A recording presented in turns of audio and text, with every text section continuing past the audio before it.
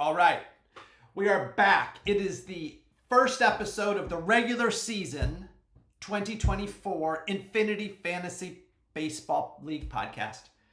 And you know what? We're 2 games in. We're 2 games into the season already, and I have 3 losses. How does somebody have more losses than games played? There are teams that are 4-0, 2 games played. There are teams that are 0-4, 2 games played. In fact, if you look at the standings, you can't even tell how many games a team won or lost. Now, granted, if you're 4-0 or you're 0-4, you know they lost all of their games. They've lost 2 teams that are 4-0, they won. But everybody in the middle, and that's a lot of teams. I look at the standings, I have no idea. I have no idea how many games people have won or lost. So, there's that. We'll see how that plays out. A little too early to cast judgment, even though my volume and tone might tell you where my feelings lay right now. But it's a long season. We'll see where things go.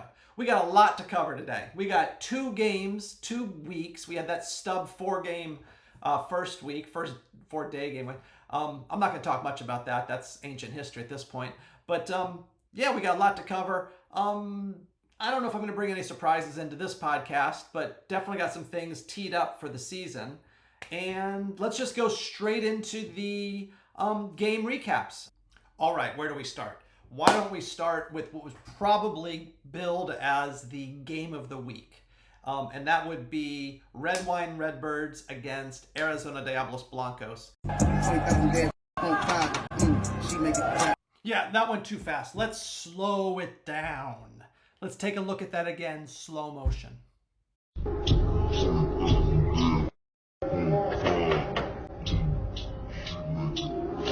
Yeah, it didn't live up to its it did not live up to its expectations, let's just say that. Especially with both teams so highly ranked in the power rankings, ADB sitting up there. Yeah, just it was a disappointment. I guess it was a disappointment for everybody, but Red Wine Redbirds, and I'm sure Red Wine Redbirds has let ADB know about that win over and over and over. What's next on the slate? Let's go to Brick City Mules. They had a nice 2-game outing. They took down Grip It and Rip It, and they took down Hit Pitches, Get Bitches. So pretty impressive. Not only that though, but Brick City Mules sitting at 3-1 now. Pretty good. Grip It and Rip It surprisingly sitting at 3-1 as well. And Hit Pitches, Get Bitches, a top team last year, is sitting middle of the pack at 2-2. I want to check in with Grip It and Rip It. They new team to the league. They've never done auction style draft, and I don't think they've done daily setup of leagues. So let's just check in with Grip It and Rip It, please. Clippers we know is going to be a rugged test. Between now and Thursday, what do? We play Thursday? You don't get 2 days off? No, it's Thursday. Man. Yeah, it takes some stamina, man. You got to get your in-season body ready for a season like this. Every day, you got to bring it, especially in this league. Next on the slate is Bat Flippin' Boys playing Team TNT, a good Team TNT coming out of the draft, I think.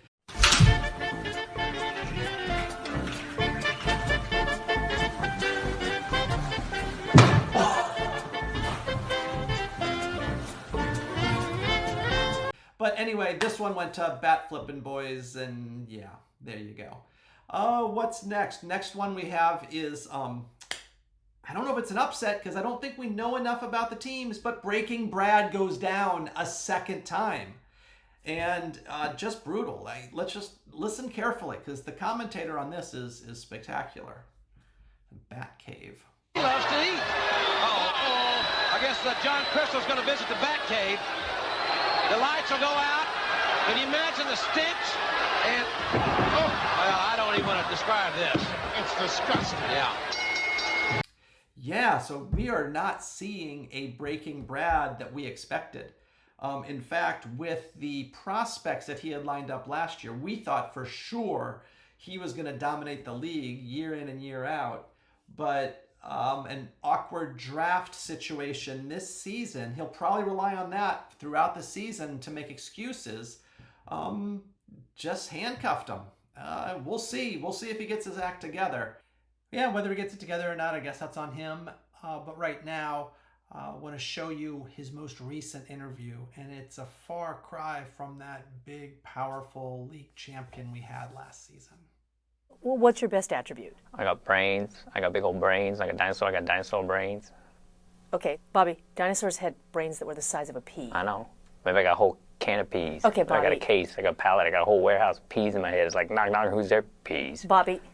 Okay, now we did see Brick City Mules take down Grip It and Rip It. And you know what? I gotta address Grip It and Rip It real quick. It's an all caps team, right? So I think I've been making a mistake, and I apologize for not pronouncing your team name correctly. I went through this with hashtag Lawless Bearded Dragons. I got corrected. It was Lawless Bearded Dragons, so I've got that down. And I have to pronounce the hashtag also. I mean, none of us know why the hashtag's there. But with Grip It and Rip It capitalized, I guess I need to be saying, Grip It and Rip It! Or something like that. Sorry to just blow out everybody's eardrums. But, like, do I need to yell it? Because it's all capitalized. I'm assuming that it's Grip It and Rip It! So I gotta have to go with that all season. And I gotta say, that's probably going to become my least favorite team name because that I have to say it that way.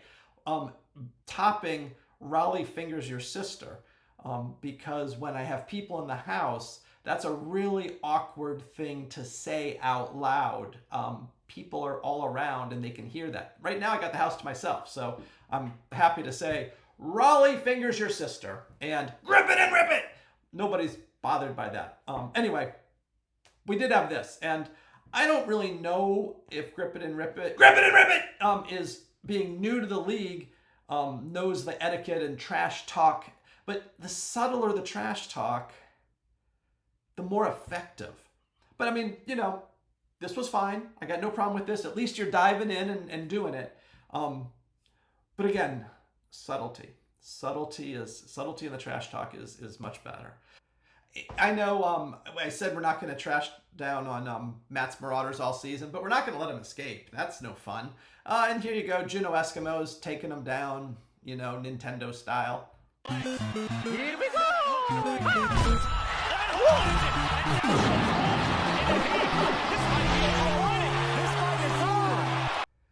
Now this next one,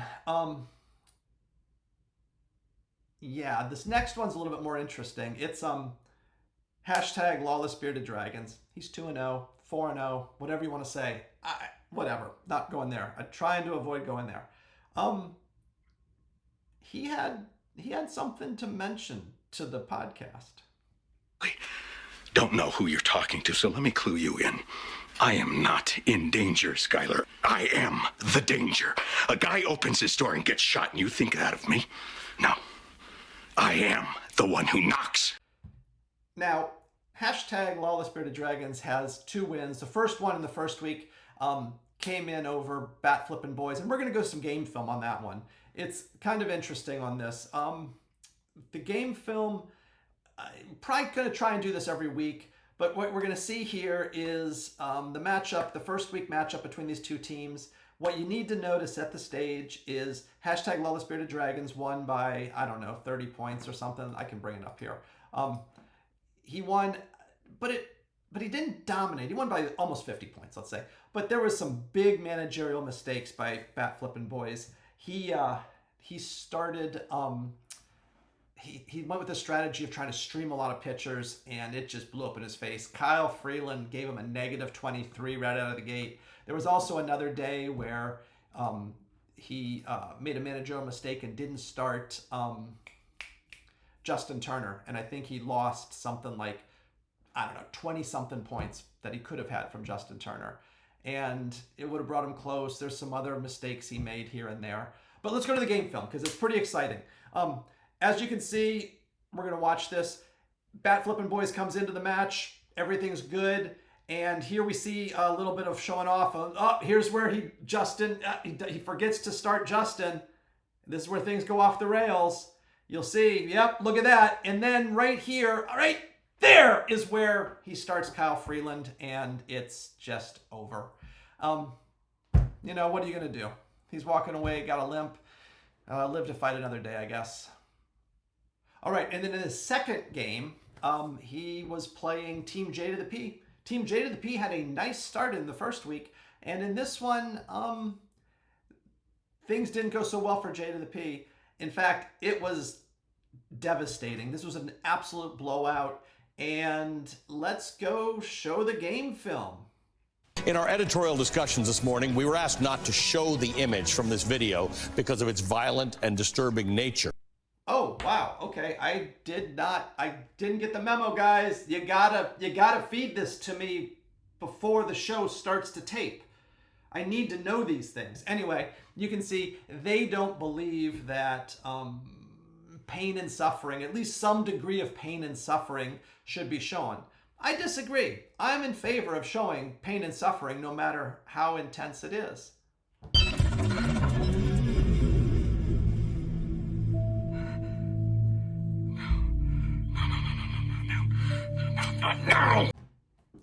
I don't see anything wrong with that. I am very much a total story person. I think everything about the fantasy season should be told, no matter how absolutely devastating it can be for a team.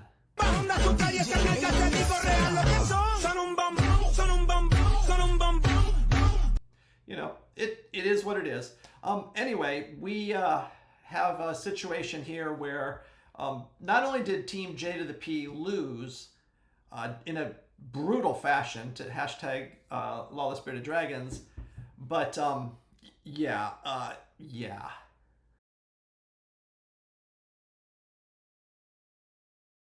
All right, so the last game on the slate was Honey Nut Cheerios topping. Oh, by the way, Honey Nut Cheerios, Honey Nut. I don't think I want to call you Honey Nut.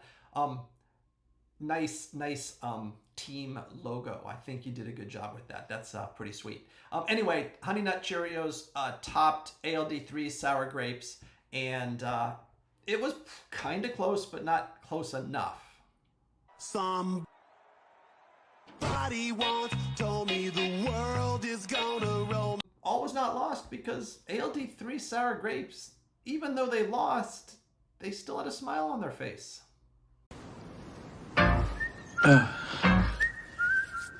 Hey, Killer. Hey. Morning. Good morning.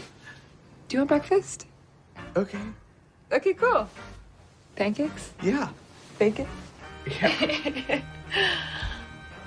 Cinnabon? Well, goddamn, you hot as hell. I mean, I might as well see what that might. Yeah, well, ALD3's happy face then led to this. Son of a bitch. Fucking A, man. But also on another similar note, we had this. Yeah, and with those losses, we have something that we did not see coming into the draft. Now, this is before we didn't know that Matt's Marauders was going to be at the draft, but these three teams,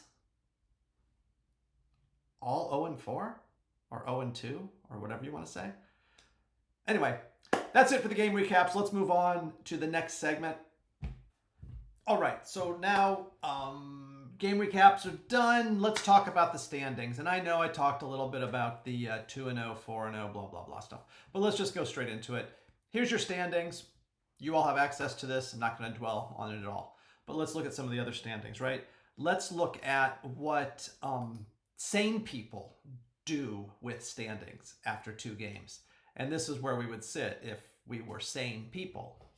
Yeah, I mean, I don't know that there's a whole lot here to talk about. There's people at the top, people at the bottom, people in the middle.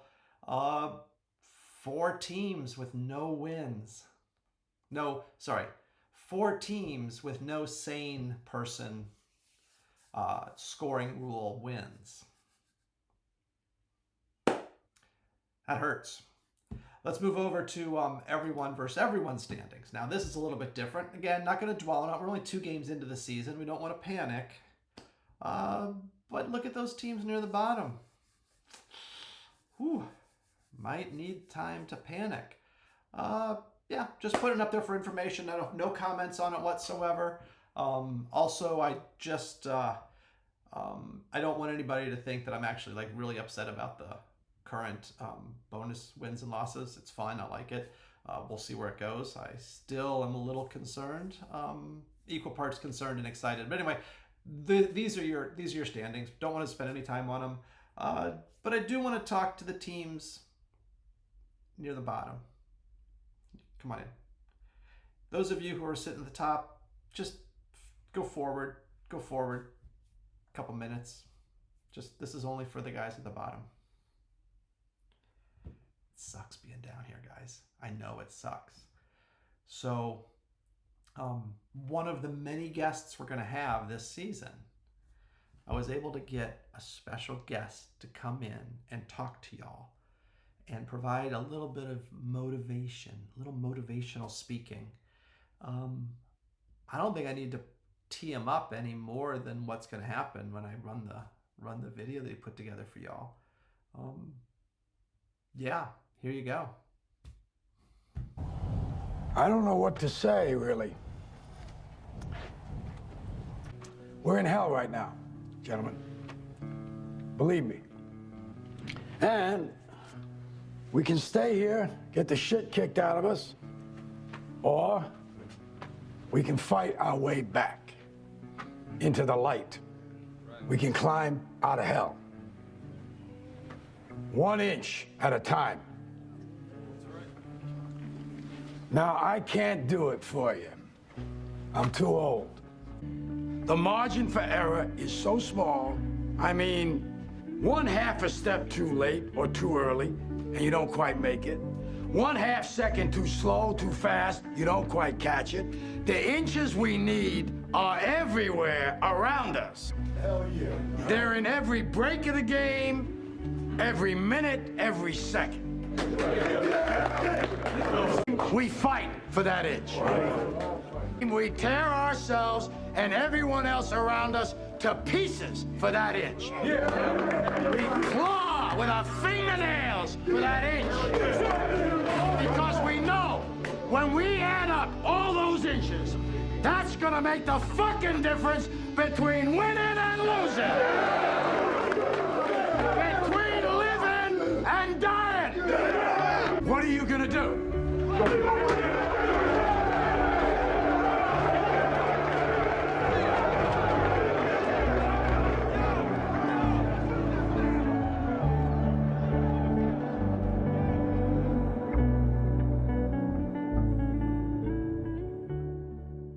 All right, now, before we get to the power rankings, I need to take a moment, sort of jump off script.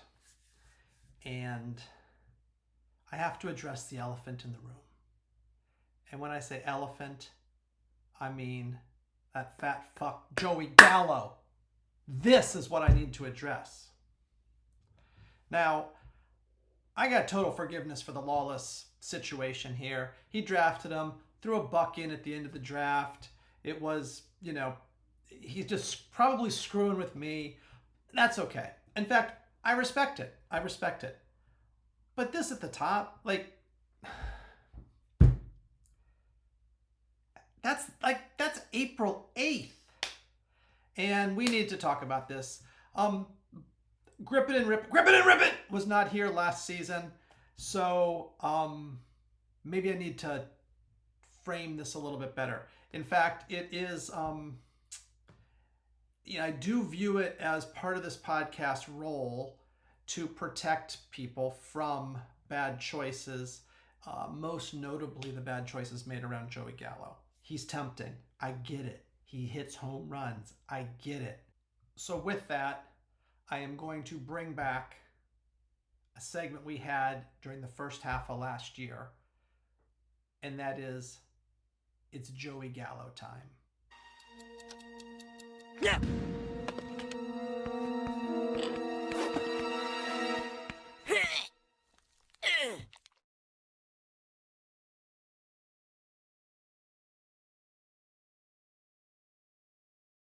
Eric, did you just take a crap on my desk? What's up? What's up? Crapped on your desk, Doug. What's up with that?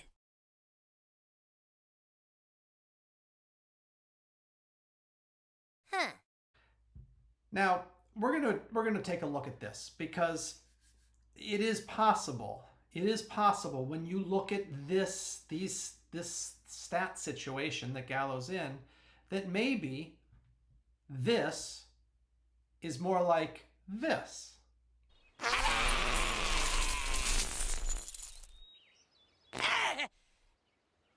Dude, did Carbon just crap treasure? But don't be mistaken. Do not be mistaken. It's not true. Yeah, so this was a recent interview in Washington with Joey Gallo. Moment you like to forget from your career? My whole Yankees career, probably. Would be nice to, if that was never happened, that would have been great. But We'll just forget about that one. yeah, that one didn't count, so we can skip over that. Fair enough, fair enough. And why? Why would you say that he would want that to be erased from his memory or his legacy? Well, let's just take this last piece here. These were the last 5 at-bats Joey Gallo had as a New York Yankee. Gallo chases a high fastball, and there's a little extra. 2-2. Struck him out. Diaz gets Gallo with a slider, and that. Strike 3. Gallo down looking. The 0-2. Swing and a miss. And the crowd booing as Joey goes back to the dugout. Swing and a miss. Okay, well, with that said, now grip it and rip it. What do you do, right? You've made the mistake. Now you got to recover from it. And I think there's one outcome, one approach that is just legendary. I'm going to leave it up to this wise man to direct you on what to do. Well, it doesn't sound like you completely thought this through. Guess not. What should I do? Maybe you can just go back. Go back? Yeah. Pretend like it never happened. You mean just walk into the staff meeting on Monday morning like it never happened? Sure. You're an emotional person. People don't take you seriously. Just go back. I know what your problem is. You do? You're just like me. Trash. All right, enough said about Joey Gallo. I hate wasting a frickin' minute on that guy on this podcast. It is now time for Power Rankings.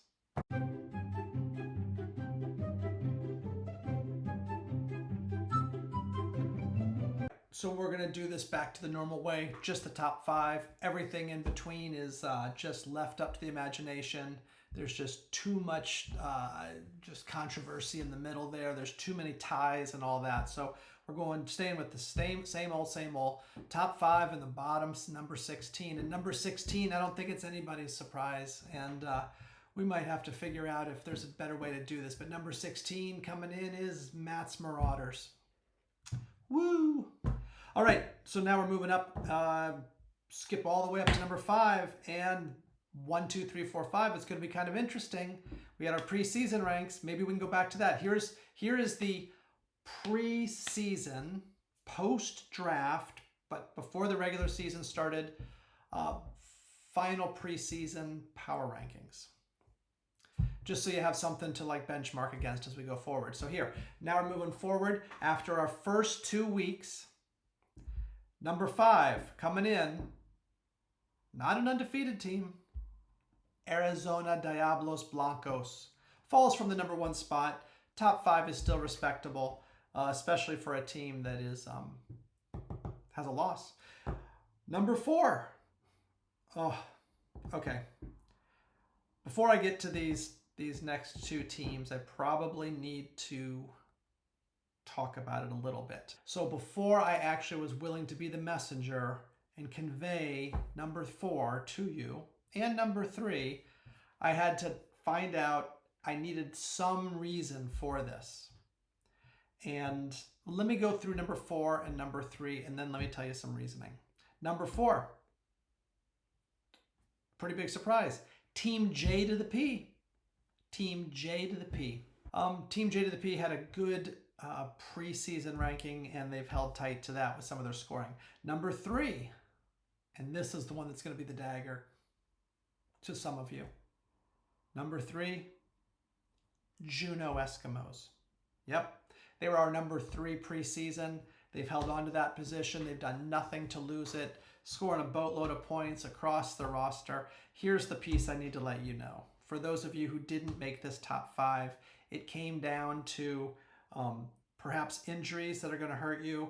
It came down to consistency of the scoring that you had. You know, maybe the scoring that you had was not felt to be something that you can consistently do week after week. Also, I was told, and you guys are honest about this, right? I was told that some of the teams had more double starts, 2-start pitchers than others. And that was another factor that was brought in, right, guys? Yeah. Okay, and nodding their head. Anyway, I just wanted to give you a little bit of reasoning because I know right now is a really hot time. Lots of teams are doing well. Lots of teams are middle of the pack. Some teams are lousy. Anyway, that's what's going on with that. Number 2.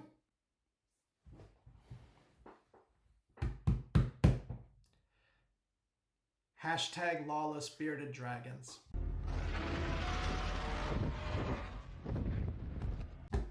And that leaves our number 1 to be Red Wine Redbirds. Man, I gotta tell you, there is a lot of controversy in those top 5 and even in those top 2. So I am sympathetic to your anger. I am sympathetic to those of you who made it and are grateful. We're going to see how the season plays out. I am just but the messenger. We will open up, and one of these days we'll introduce you to the folks that do all the fancy math and whatever crazy AI that's behind all of the power rankings. So anyway, that's it. As you can see, we have not yet had a sponsor. We are going to be looking for sponsors, but right now, folks are just not lining up. I'm not sure why. Anyway, that's it. That's the episode, and good luck to everybody except for Team J to the P. You can take the week off, but the season's starting. It's interesting. Lots of injuries, lots and lots of injuries out there. Not a lot of depth in the free agent market, so I don't know how that's all going to factor in. I know I've been impacted tremendously. Others have been impacted tremendously. Kind of sucks, right? It kind of sucks to start your season off this way, but I think the thing to remember is most teams have had some type of an injury that is going to cost them wins. So stick with it. Some are going to run out there with wild leads. Doesn't matter. By the time we get to the playoffs, there's 8 of us, 10 of us. I don't know how many. A bunch of us make the playoffs. You hear how I'm throwing myself in there already? Yeah, I shouldn't say it that way. Knock on wood. Anyway, good luck, everybody. That's it. It's a wrap.